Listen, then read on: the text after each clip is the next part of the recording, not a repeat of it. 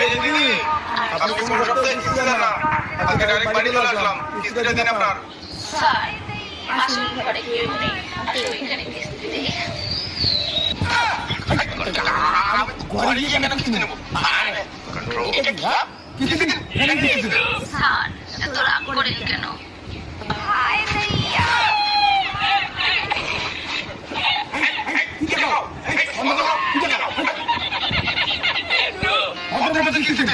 আপনি কি যেন ভাষা ভাবছেন, আমি ওর মন মনে চাই না, আমি ভালো স্যার, কিস্তি দিন। স্যার কি করে কিস্তি দেবো? কিস্তি দেওয়ার টাকা নেই তো আমার কাছে। তাহলে তো বন্ধ নিয়েছেন কেন? আমাকে আজকে কিস্তি লাগবে, ওইদিকে বস চাপ দিচ্ছে, আমি আজকে কিস্তি নিয়ে যাবো, কিস্তি দিন। তাহলে ঘরে আসো না, ঘরে কেউ নেই, ওইখানে কিস্তি দেবো।